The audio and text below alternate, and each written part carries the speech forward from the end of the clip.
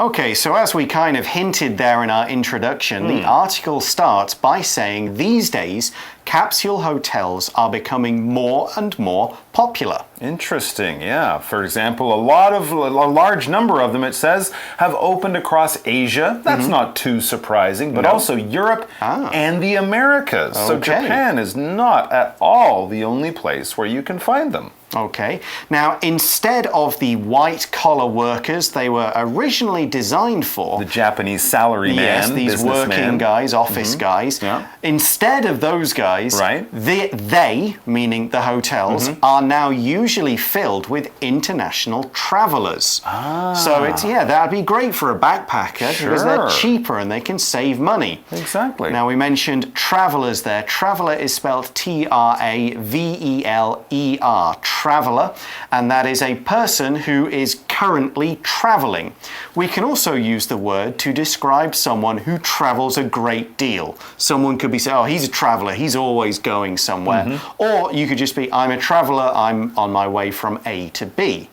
We could say, the travelers stopped at the inn for the night because it was getting dark. Absolutely. Now, what kind of traveler would use it? Well, of course, single travelers in particular don't require as much space and appreciate the low-priced room. So people traveling on their own, or maybe two friends who don't mind being split up overnight, they can stay in these places.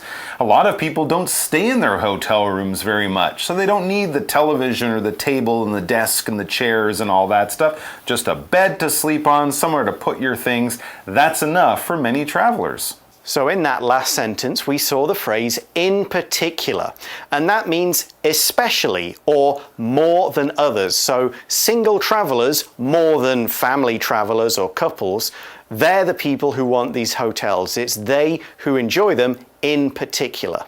So we also, in that sentence, saw the verb appreciate. That's right. Travelers might appreciate the lower cost of a capsule hotel. Appreciate, it's a verb. It's spelled A-P-P-R-E-C-I-A-T-E.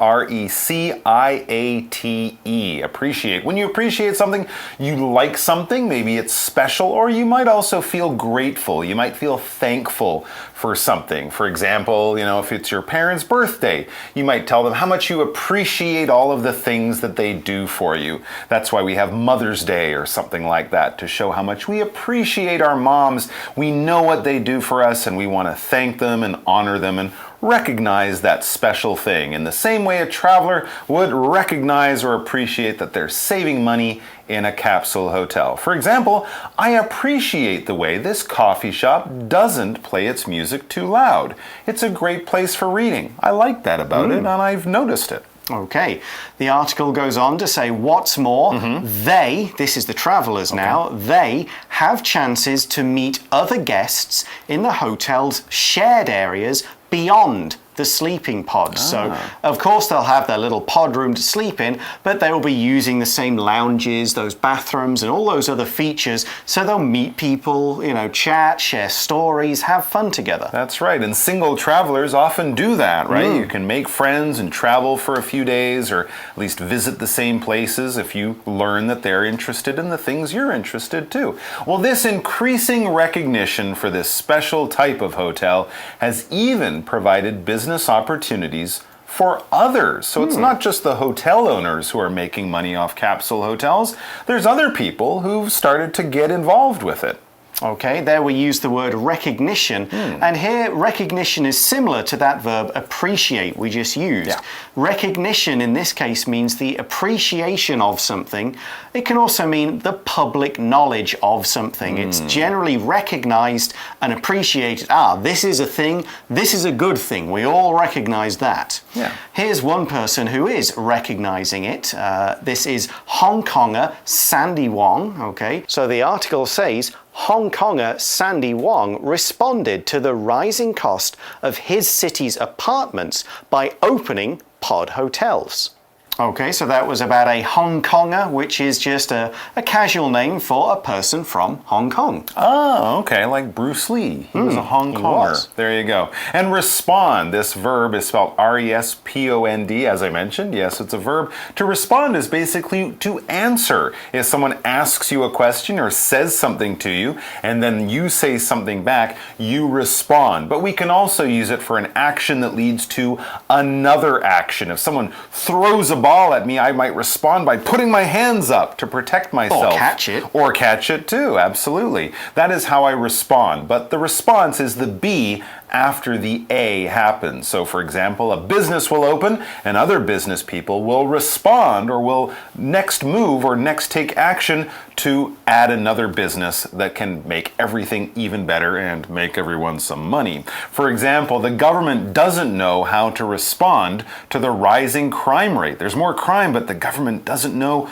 what action to take. Okay, so now there are all these pod kind of apartments in Hong Kong. The article says each pod may be rented by the month. You rent them just for 1 month only, okay? And each pod, the article also says, is cleaner and cheaper than a typical Hong Kong apartment. Interesting. So you can go, okay, I'm going to rent this for a month, and then you could rent it for another month, and it's cheaper and it's cleaner and smaller and easier to clean than a regular apartment. Now there we use the verb rent, R-E-N-T, rent. Rent can be a noun, in which case it is the money you pay, but as a verb it means to pay to use something for a short or limited period of time before returning it to its owner.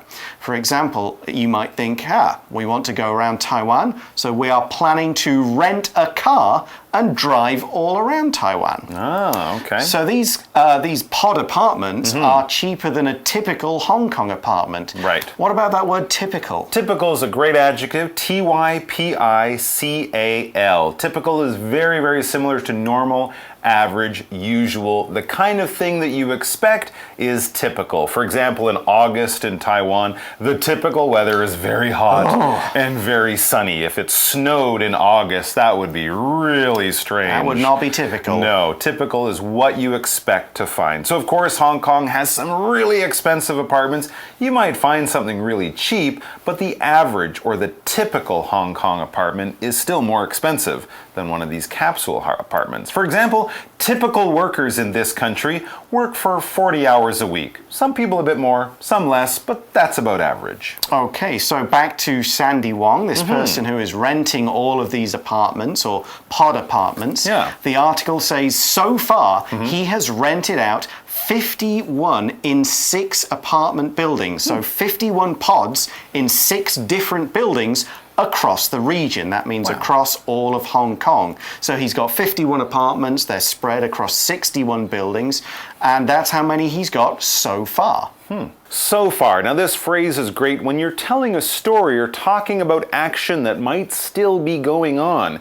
In the article we saw that so far Sandy Wong has rented a certain number of apartments. But that's giving us the idea that Sandy Wong is still doing this business, and that number could change because so far just tells us from the beginning of the action up until now. For example, if you're writing something for school, your friend says, "Have you finished writing?" And you say, "No, so far I've only written 3 pages, but I need to write 10 pages," or something like that. So up until now, that's what I've done, but that will change because the action is still going on.